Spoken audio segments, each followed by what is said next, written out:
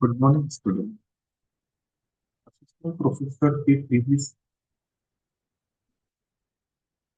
हम UP 2021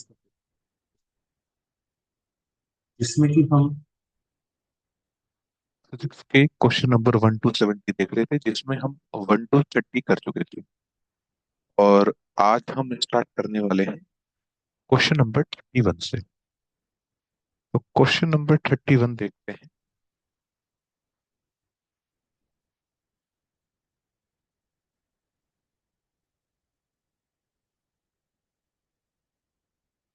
question number 31, which of the following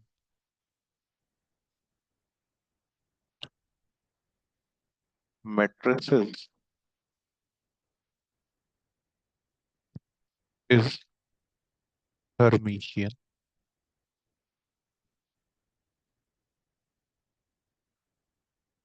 और आपको ऑप्शन दिए हुए थे, जीरो, आयोटा, आयोटा, जीरो।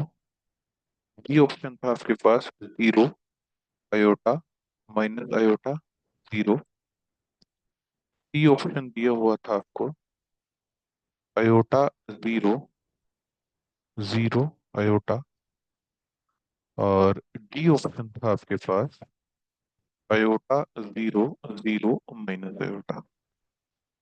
आपको पता है कोई भी मैट्रिक्स हर्मिटियन तब होगी जब उस मैट्रिक्स का जो डैगर है वो उसी के इक्वल आ जाए। इसका मतलब क्या है? उस मैट्रिक्स का ट्रांसपोज लो, ठीक है, और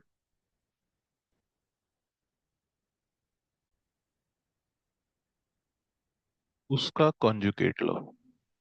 ये करने के बाद अगर वही मैट्रिक्स हो जाए, then you will say that the given matrix is Hermitian matrix। ठीक है, जो मैट्रिक्स गिवन है उसका ट्रांसपोज लो, उसका कंजुगेट लो। अच्छा, ट्रांसपोज लो पहले, ठीक है, फिर कंजुगेट लो, या पहले कंजुगेट लो फिर ट्रांसपोज लो, एक ही मतलब है। तो वो हर्मिशियन मैट्रिक्स है। ये जब तुम अप्लाई करोगे तो ये भी नहीं आएगा। इसका अगर कंजुगेट लेके ट्रांसपोज करूं, ठीक है, ट्रांसपोज करूंगा तो रो का मैट्रिक्स ये बनाऊंगा, और कंजुगेट लूंगा तो आयोटा को minus iota, minus iota zero. कहाँ आ रहा है? सेम नहीं आ रहा ना। अगर इस मैट्रिक्स को उठा के देखो तो ट्रांसपोज लो और कॉन्जुगेट लो, आ गया वही मैट्रिक्स। तो ये वाली मैट्रिक्स तुम्हारी हर्मिशियन मैट्रिक्स, ठीक है। इसका भी करके देख सकते हो तुम। इसका आ जाएगा minus iota zero, zero, minus iota, नहीं है सेम। इसका आ जाएगा minus iota zero, zero, plus iota. ठीक है, तो सिर्फ यही मैट्रिक्स आपकी हर्मिशियन है जो इसको फॉलो कर रही है। ठीक है, क्वेश्चन नंबर 32। क्वेश्चन नंबर 32 में क्या कहता है? क्वेश्चन नंबर 32 कहता है the RMS speed, the RMS speed of hydrogen gas molecule at normal temperature and pressure, NTP, is u metre per second. ठीक है, द गैस, फिर आगे कहता है the gas is heated at constant volume till the pressure, till the pressure becomes 9 times। Clear है? The final RMS speed of H2 molecules will be। ठीक है। देखो ये क्या हो रहा है, वॉल्यूम कांस्टेंट है, V is equal to constant. V मतलब वॉल्यूम है, वेलोसिटी नहीं समझ लेना। वॉल्यूम कांस्टेंट है और टेम्परेचर को इंक्रीज किया जा रहा है। मान लो ये एक बॉक्स है, ठीक है, जिसमें हाइड्रोजन गैस भरी हुई है। इसको कांस्टेंट हीट प्रोवाइड कराई गई। ठीक है। ठीक है। और वॉल्यूम एक्सपेंड नहीं हो रहा, तो क्या होगा, जो टेम्परेचर है या प्रेशर है वो डायरेक्टली प्रोपोर्शनल होता है। ठीक है। ठीक है। बॉयल्स लॉ क्लियर है। और आपको पता है कि VRMS वो होता है हमारा, प्रोपोर्शनल होता है बाय रो के। एक गामा का टर्म भी आता है। ठीक है। तो यहां से VRMS directly proportional to √P आ गया। तो VRMS डैश अपॉन VRMS कितना हो जाएगा, √P dash upon √P। P dash कितना है, 9 टाइम्स ऑफ P। कितना आ गया, √9 इज इक्वल टू 3। तो VRMS आ गया 3 टाइम्स ऑफ VRMS। और VRMS कितना था, U। तो नया VRMS कितना आ जाएगा,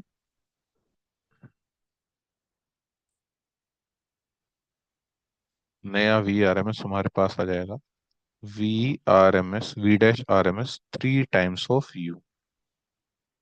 यही आपका ऑप्शन था। नेक्स्ट क्वेश्चन पे चलते हैं।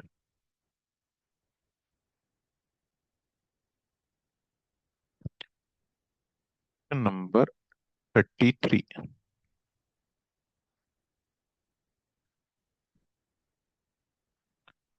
According to Debye theory, according to Debye's theory. अच्छा, डिबाय का डी कैपिटल बना लेना, साइंटिस्ट का नेम है। Debye's theory of specific heat, Debye's theory of specific heat at low temperature, specific heat is proportional to, option थे आपके पास, T, T³ T² independent of T, independent of T.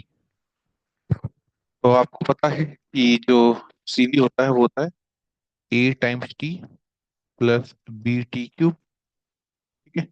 ये electronic, इस electronic क्या बोलते हैं, fusion की वजह से, और ये फोनॉन की वजह से। ठीक है। और डिबाय थ्योरी फोनॉन से डील करती है, वाइब्रेशन। ठीक है। फोनॉन वाइब्रेशन से, इलेक्ट्रॉनिक वाइब्रेशन। तो यहाँ पे जो लो टेम्परेचर पे है वो CV प्रोपोर्शनल टू है T³ के। अगर इलेक्ट्रॉनिक की बात कर रहा होता, ठीक है, तो T के प्रोपोर्शनल आती। तो ऑप्शन क्या हो जाएगा, क्वेश्चन नंबर 34। क्वेश्चन नंबर 34 है, Gibbs potential is defined as, option है A G is equal to U minus PV plus TS, B is equal to G U plus P V plus T S. P है G is equal to U minus P V minus T S. और D option है G is equal to U plus P V minus T S. अब आप सब लोगों ने देखो, वैसे तो आपको पता ही होगा, जी को क्या लिखते हैं हम? जी को लिख देते हैं एच माइनस टी एस। और एच एंथैल्पी होता है, वो होता है यू प्लस पीवी। तो जी आ जाएगा हमारे पास U plus PV minus T S. ये सिंपल है, ठीक है। याद हो, याद भी रख सकते हो। ऐसे ही आपने हेल्महोल्ट्ज फ्री एनर्जी, जिसको ए से भी डिनोट करते हैं और एफ से भी डिनोट करते हैं, वो आपके पास होता है यू माइनस टी एस। और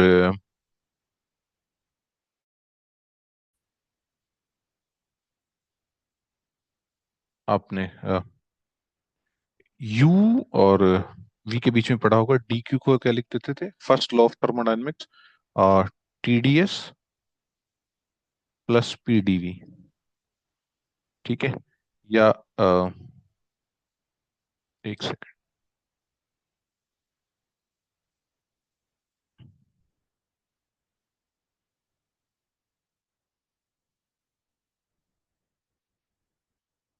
D Q is equal to T D S, और जो कितना आएगा,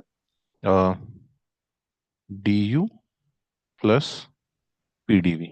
ठीक है। तो यू यहां से आ जाएगा T D S minus P D V, या T S minus P V. ठीक है।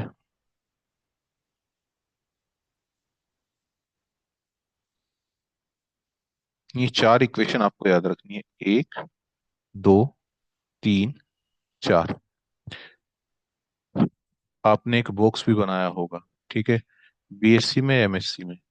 ठीक है। जिससे हम इजिली यू, एफ, एच और जी निकाल सकते थे। यहाँ पे निकलना है माइनस टी एस, और यहाँ पे लिखना है प्लस पीवी। ऐसे चलना है और ऐसे चलना है, और हम निकाल सकते हैं। तो अगर हमको जी चाहिए, तो जी में क्या आएगा हमारा? ठीक है, you plus PV minus T S. ठीक है। अगर यू चाहिए तो PV minus T S. F चाहिए तो यू माइनस टी एस। ऐसे चलना है, इस लाइन में है तो ऐसे, इस लाइन में है तो ऐसे। ठीक है।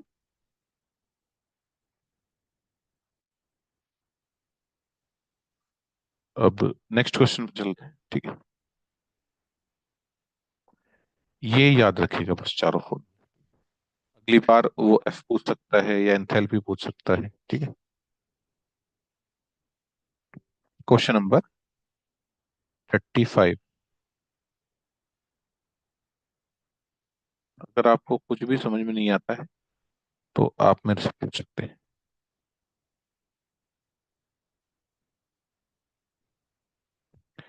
The exciting line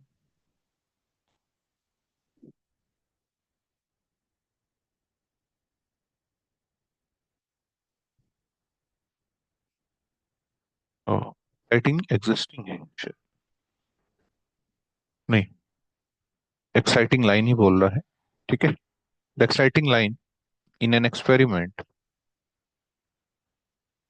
in an experiment is 5460 angstrom, and the Stokes line is at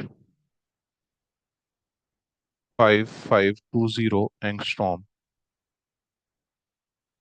The wavelength of anti-Stokes line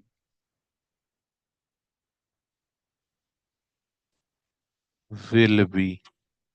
ठीक है। तो आपको एक्साइटिंग लाइन दी हुई है, और स्टॉक्स लाइन दी हुई है और आपसे पूछ रहा है कि एंटी स्टॉक्स लाइन क्या होगी। तो हम सबसे पहले क्या कर रहे हैं, हमको वेवलेंथ दी हुई है तो वेव नंबर निकाल लेते हैं। ठीक है, तो wave number of excuse me, wave number of exciting line कितना होगा, 1/λ, 1/5460 इंटू 10⁻⁻10 मीटर। वेव नंबर हमेशा सेंटीमीटर में लिखते हैं, ठीक है, तो -8 हो जाएगा सेंटीमीटर। और ये आपका लगभग आएगा 10⁻8 divided by 5460,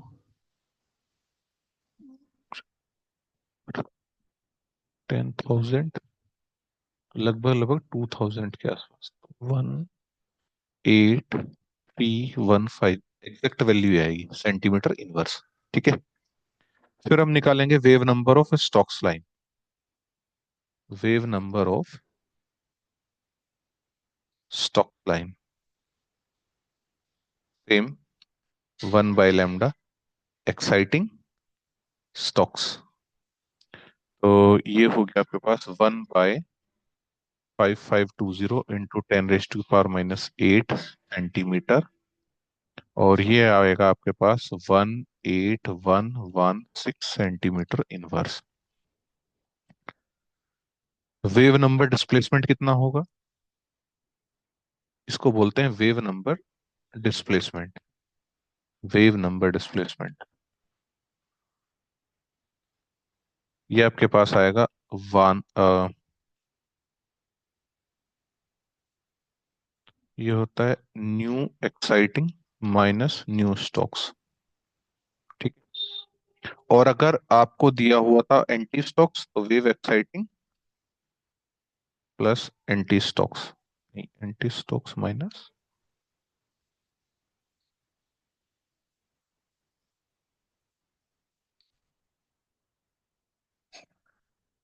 exciting, anti stocks minus exciting. ठीक है, तो कितना आया,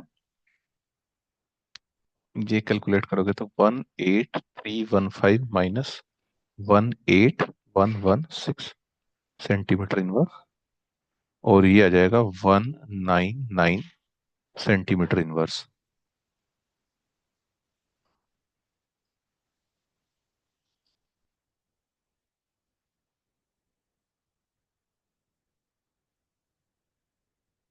वेव नंबर डिस्प्लेसमेंट।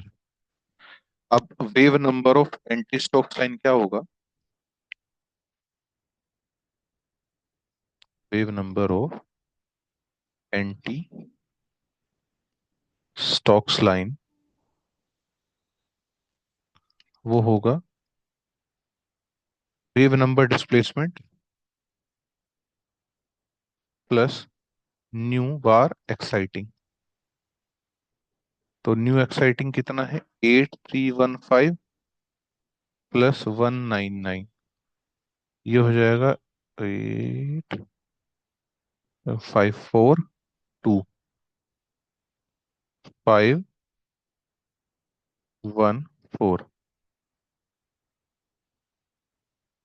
24 आएगा ना, 959, ठीक है, सेंटीमीटर इनवर्स। ठीक है, तो वेवलेंथ कितनी हो जाएगी,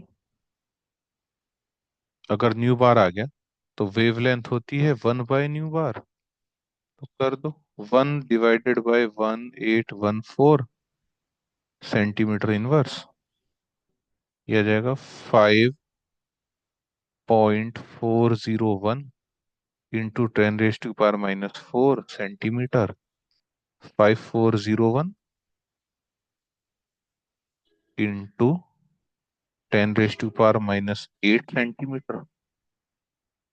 और इसको अगर एंगस्ट्रॉम में लिखें तो 504 एंगस्ट्रॉम। ऑप्शन जो थे आपके, मैंने option, option A 5400 angstrom, B था 5401 एंगस्ट्रॉम, सी ऑप्शन था 54 × 10⁻⁴ एंगस्ट्रॉम, और डी ऑप्शन था 54 × 10⁻⁵ एंगस्ट्रॉम। अब देखो, ये तो दोनों बहुत ही क्लोज दे दिए, ठीक है। तो अगर नहीं दिया होता, अगर कहीं ऐसा ऑप्शन बन रहा होता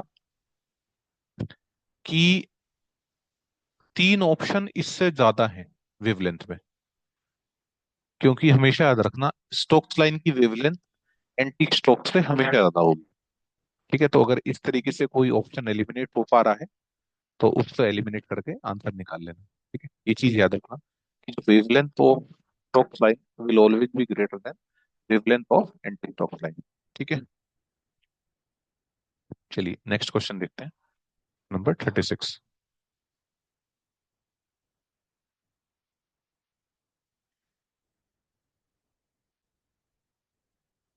क्वेश्चन नंबर 36, ये क्वेश्चन कहता है the the total number of जीमन component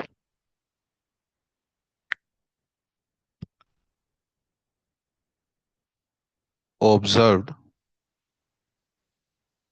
in an electronic transition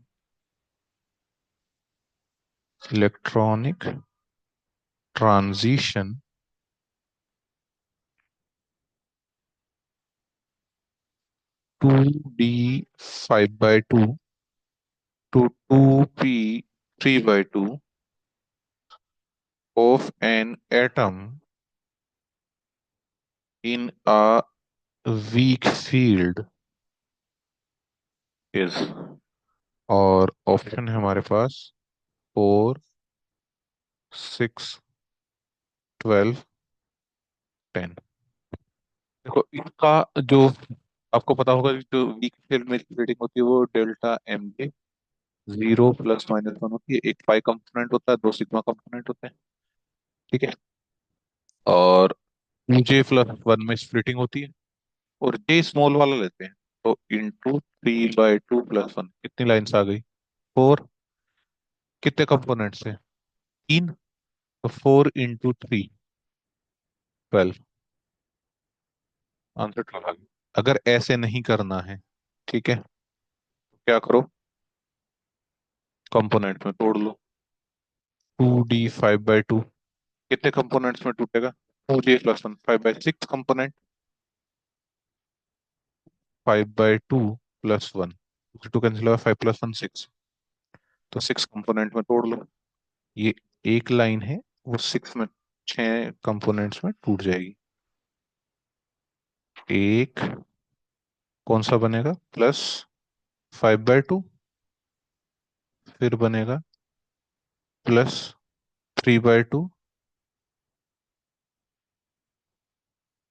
+½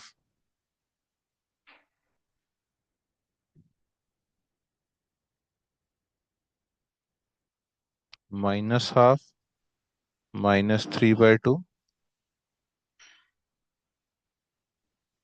ये बनेगा -5/2। ऐसे ही जो तुम्हारा 2p 3/2 होगा, वो 4 कंपोनेंट में डिवाइड होगा, ठीक है। +3/2 +½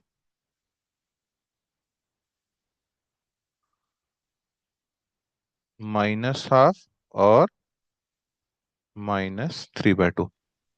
देखो सिलेक्शन रूल क्या है? सिलेक्शन रूल है डेल्टा एम जे +-1 और 0, ठीक है। J0 to J0 में कोई ट्रांजिशन नहीं होगा अगर एम जे 0 है, ठीक है। यहाँ पे 0 है ही नहीं, तो ये वाले रूल हमें देखने की जरूरत नहीं है, ठीक है। तो देखो 5/2 से 3/2 में आ सकता है ना? 5/2 से सिर्फ 3/2 में आ सकता, 5/2 से सिर्फ 3/2 में आ सकता है। 5/2 से 1/2 में से नहीं आ सकता, क्योंकि डेल्टा एम जे कितना हो जाएगा, अगर हाफ में जाएगा तो कितना हो जाएगा 2, जो कि पॉसिबल नहीं है। 3/2 से देखो, 3/2 से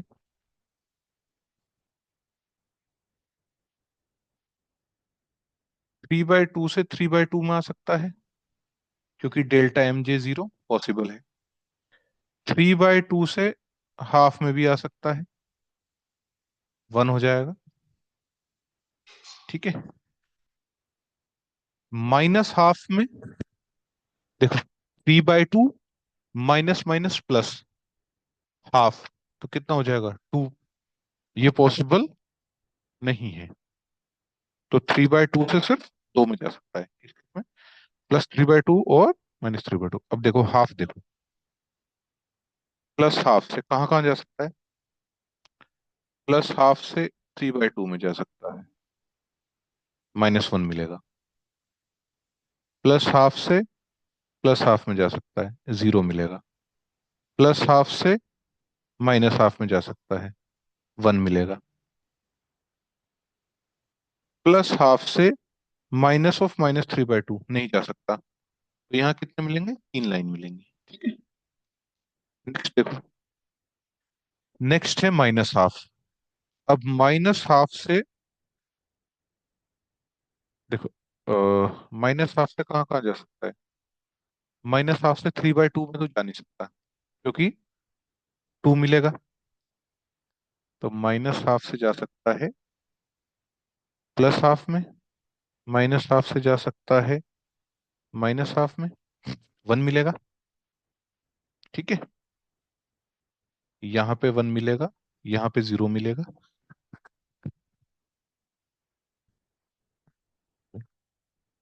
और माइनस हाफ से अगर 3/2 में जाएगा तो +1 मिलेगा। ठीक है। क्लियर है? अब -3/2, -3/2 से कहाँ कहाँ जा सकता है, -3/2 से जा सकता है हाफ में,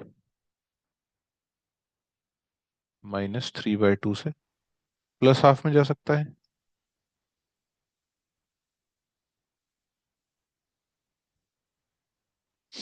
और -3/2 से -3/2 में जा सकता है।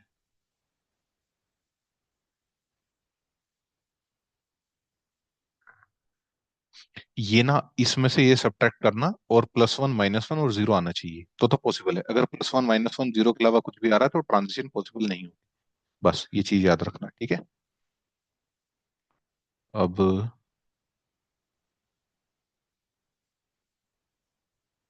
तो -5/2 पूछा, तो -5/2 से सिर्फ -3/2 में जा सकता है। जैसे +5/2 से प्लस इसमें जा सकता था, ऐसे ही माइनस से माइनस में जाएगा। देखो, एक चीज नोटिस करो, +5/2 से कहाँ पर आ रहा था, यहाँ पर आ रहा था ना सिर्फ, क्या बोलते हैं, +3/2 से। तो ऐसे ही -5/2 से कहाँ पे जाएगा, सिर्फ -5/2 में। ऐसे ही देखो, जैसे +3/2 से 2 है, तो -3/2 से भी 2 है। अगर प्लस हाफ से 3 है, तो माइनस हाफ से भी 3 है। बस ये चीज याद रखना। ठीक है। तो काउंट करो कितना हो गया, 1, 3 और 3 6, 6, और ये भी 6, तो कितना हो गया टोटल, 12। ऑप्शन करेक्ट है हमारा 12। क्लियर है? नेक्स्ट क्वेश्चन देखते हैं। क्वेश्चन नंबर, ये होगा हमारा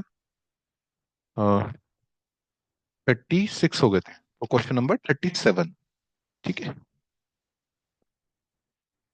क्वेश्चन नंबर 37 है,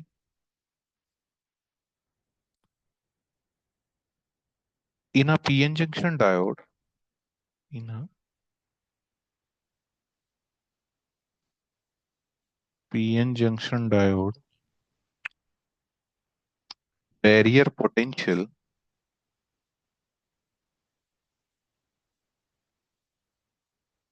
barrier potential is 0.7 volt at an ambient temperature at an ambient temperature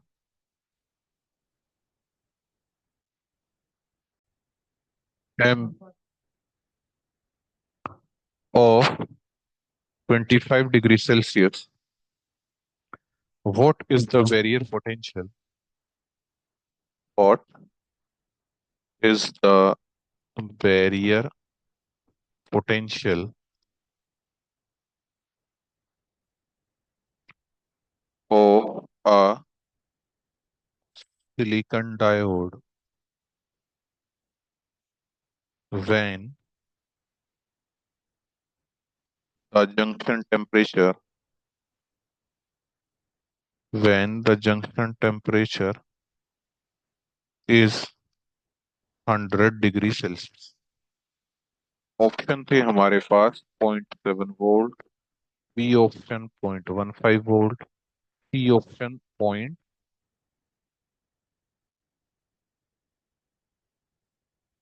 C option 0.585 volt और डी ऑप्शन था 0.55 वोल्ट।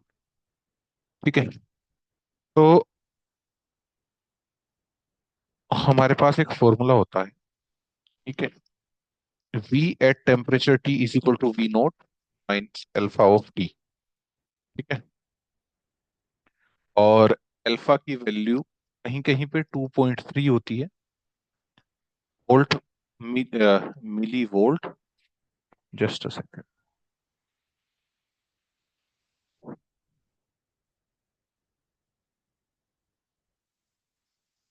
अल्फा की वैल्यू कहीं कहीं पे -2.3 millivolt per degree Celsius होती है, कहीं कहीं पे 2 millivolt per degree Celsius होती है। ठीक है,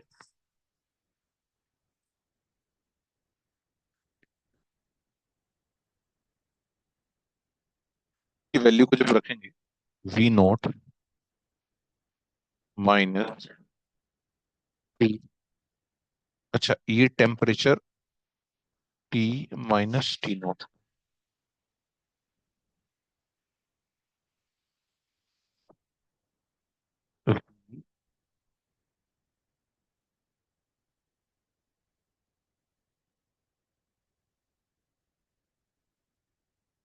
और V at T is equal to V naught minus alpha delta T, change in temperature. Alpha 2 × 10⁻³ delta T कितना है हमारे पास? चेंज इन टेम्परेचर 25 से 100 हुआ, तो चेंज इन टेम्परेचर कितना है? 75 degree Celsius.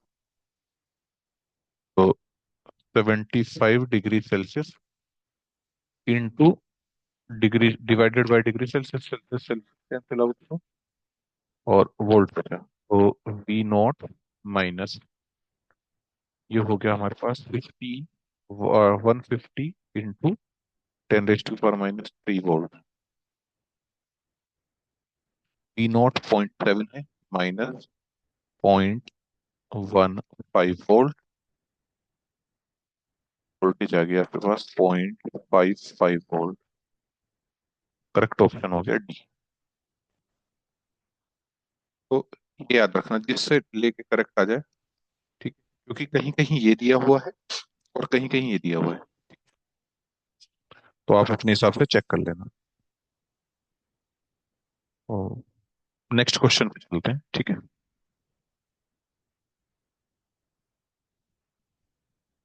Question number 38।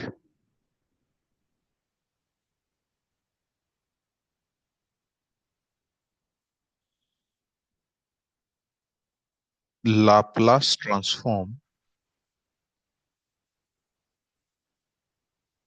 Laplace transform of sine A T is, A option है S/S² B option है A/S² + A², सी ऑप्शन है 2S/S² + A² का होल स्क्वायर, और डी ऑप्शन है A/S² + A² का square. आपको पता है Laplace transform of sine A T, ये होता है A by S square upon A square. ऐसे ही अगर कोस ए टी दिया हुआ होता तो उसको हो जाता S upon S square by A square.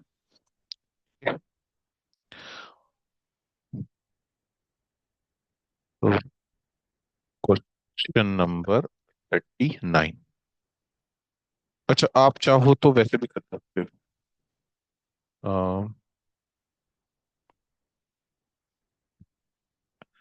Integration लगा के, ठीक है।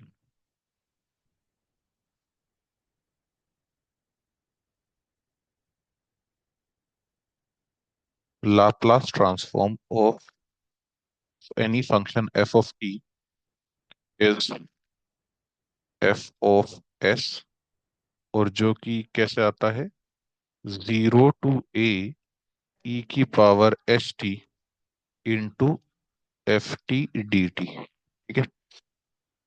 0 to a की पावर एच टी, और एफ टी कितना है, sine A T D T. अब यहाँ पे रखेंगे, ये जो फॉर्मूला है इसका फॉर्मूला होता है, ये जो फंक्शन है ना, 0 to ∞,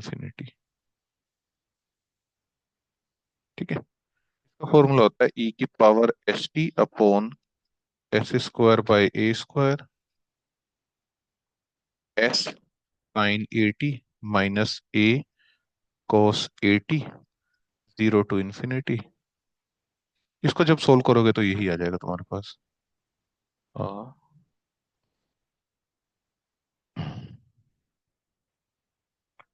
S by A by S square upon A, ठीक है। तो ऐसे भी कैलकुलेट कर सकते हो अगर ये फॉर्मूला याद नहीं। क्वेश्चन नंबर 39 देखते हैं। A reactor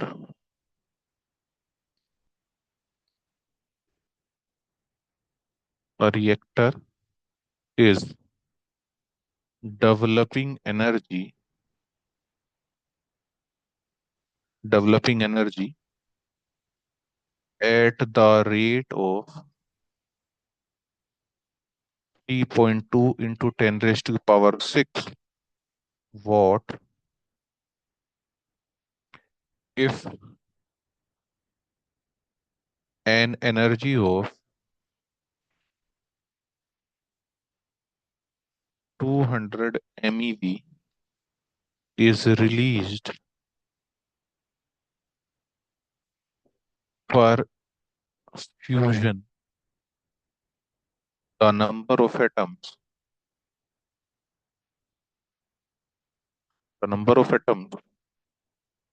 of uranium 92 to 35 undergoing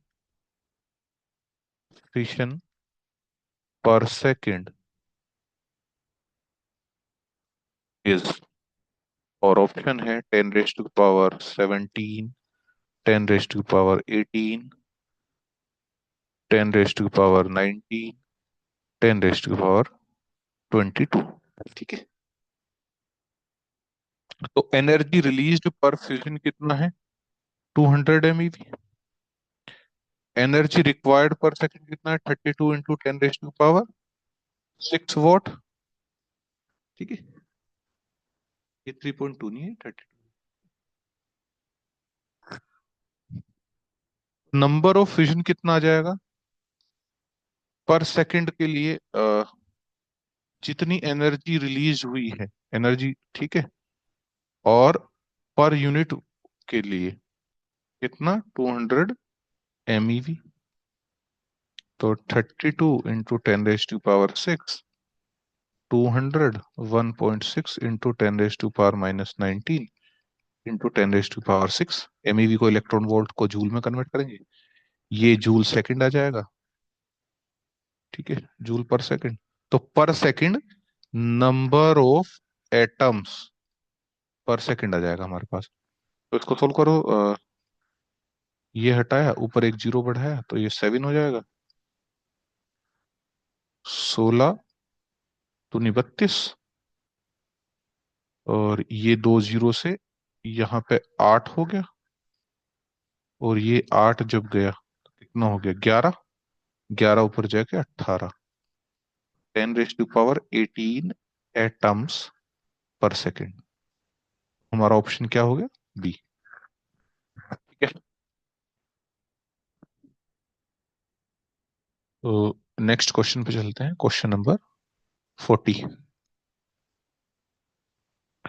question number 40 था हमारे पास,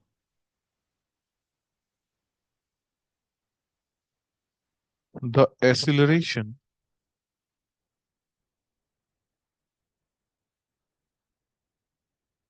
acceleration due to gravity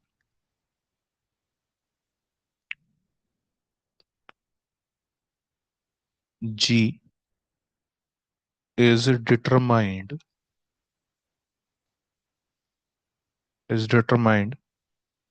by measuring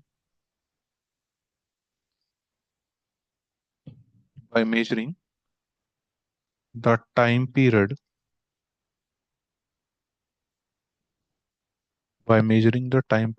t and effective length L of a simple pendulum if the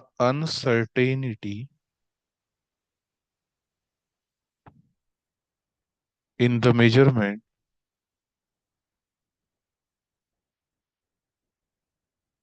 uncertainty in the measurement of T and L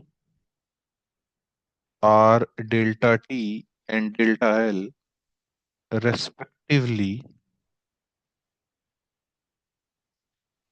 The fractional error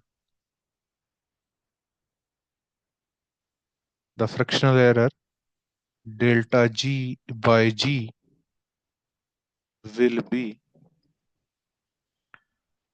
और option थे आपके पास, delta L by L mod है, plus delta T by T. ये option था delta L by L plus twice delta T by T. C था root of delta L by L plus T square T, और D option था root of delta L by L plus delta T by T. ठीक है, ये भी square, ये भी square. ठीक है, तो आपको पता है टाइम पीरियड का फॉर्मूला क्या होता है। ठीक है, time period of simple pendulum is L by G. ठीक है, और fractional error delta T delta G by G. तो इसको क्या करो, T square is equal to 4 pi square L by G. G इधर आएगा तो 4 पाई स्क्वायर एल